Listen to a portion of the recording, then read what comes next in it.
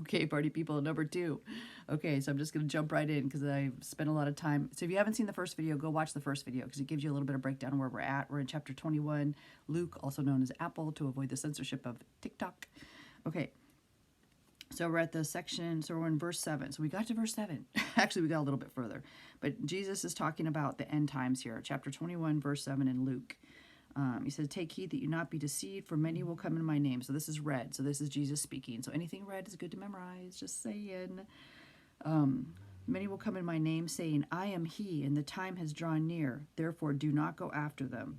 Okay, so that's pretty straightforward, right? At the end times, there's going to be false prophets, just like there were false prophets during Jesus' time. So there's an overlap. So he's not only talking about what's happening there and what's going to happen directly to his people, his disciples, but also to what's going to happen in the end time generation. So everything we're seeing here, there's a parallel. So when you see someone coming and saying that I am the Messiah, I mean, there have been so many people that have done that. David Koresh was one.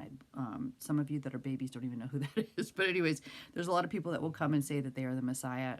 And as soon as you hear that, you can just walk away. I mean, you don't need to be looking for him. You don't need to be looking for him because when he shows up, he's coming for you, right? So all we have to do is just be where we're supposed to be, doing what we're supposed to be doing, loving God, loving people, and he will come for us. We don't have to worry about looking for him. But when you hear of wars and commotions, do not be terrified, for these things must come to pass first, but the end will not come immediately. Then he said to them, nation will rise against nation, and kingdom against kingdom, and there will be great earthquakes in various places, and famines and pestilences, and there will be fearful sights and great signs from heaven. So when he says nations will rise against nations, and kingdoms against kingdoms, so he's talking about nationalities, right? So he's talking about groups of people. So the one thing I want to say here real quick is, do not allow division or hatred in your heart. Okay, we are human. Every one of us bleeds red, right?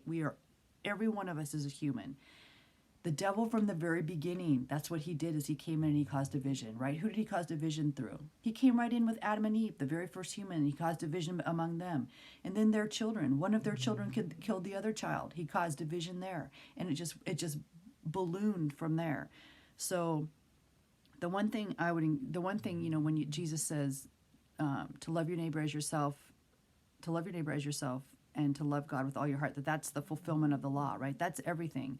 Do not allow division to come into your heart, no matter what I know that's a hard thing to think about, but the enemy, Lucifer, wants to divide us. He wants to divide us black against white, Jew against Gentile, Muslim against Hindu. I mean, that is all demonic. That is all a way to keep us divided and focused down here instead of giving our attention and focus on God, right?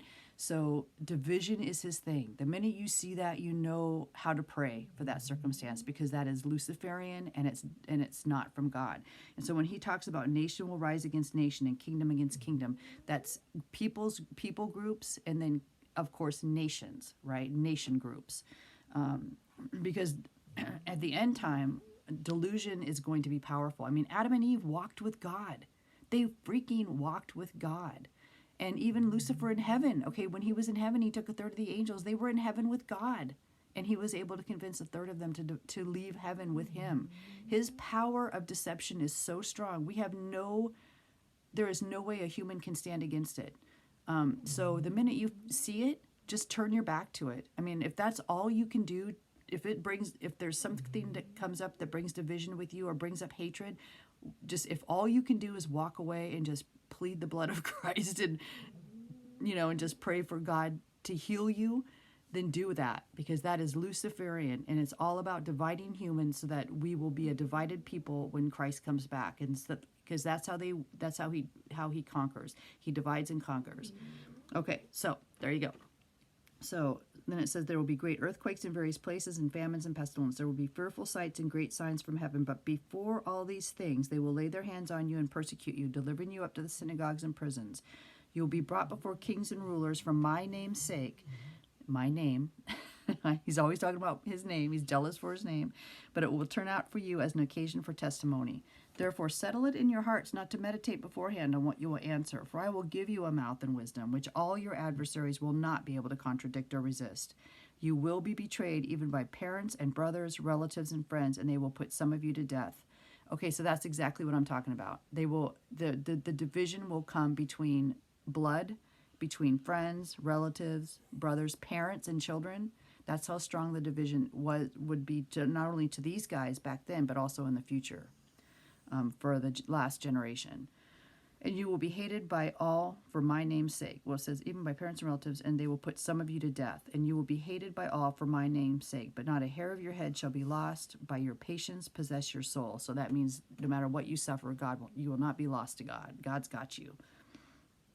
Okay, then it talks about the destruction of Jerusalem, verse 20. But when you see Jerusalem surrounded by armies, then know that its desolation is near. Then let those who are in Judea flee to the mountains, and let those who are in the midst of her depart, and let not those who are in the country enter her. But for these are the days of vengeance, that all things that are written may be fulfilled. But woe to those who are pregnant, to those who are nursing babies in those days, for there will be great distress in the land, and wrath upon this people. And they will fall by the edge of the sword, and be led away captive into all nations. And Jerusalem will be trampled by Gentiles until the times of the Gentiles are fulfilled. Now that's speaking specifically to what's going to happen around AD 70, when they rebel against Rome and Rome destroys them. 25, the coming of the Son of Man. And there will be signs in the sun. Now he's going forward to the future, to end times. And there will be signs in the sun, in the moon, and in the stars, and on the earth distress of nations with perplexity, the sea and the waves roaring, men's hearts failing them from fear and the expectation of those things which are coming on the earth. For the powers of the heavens will be shaken. Then they will see the Son of Man coming in a cloud with power and great glory. Now when these things begin to happen, look up and lift up your heads, because your redemption draws near. Excuse me. So it's showing all of the things that are going to be happening, all the natural disasters and things, and that people will be completely perplexed. They won't understand what's happening. But you don't have to worry about knowing when he's coming, because everyone's going to know when he arrives. He's going to arrive with power and great glory with clouds. Then he spoke to them a parable. Look at the fig tree and all the trees. When they are already budding, you see and know. You see and know for yourselves that summer is now near. So you also, when you see these things happening, know that the kingdom of God is near. Assuredly, I say to you, this generation will by no means pass away till all things take place. Heaven and earth will pass away, but my words will by no means pass away. So he's saying that when those things begin to happen in the end times, that same generation, it's going to be fast. It's going to happen in a very short period of time. But take heed to yourselves, lest your hearts be weighed down with carousing, drunkenness, and cares of this life, and that day come on you unexpectedly. For it will come as a snare on all those who dwell on the face of the whole earth.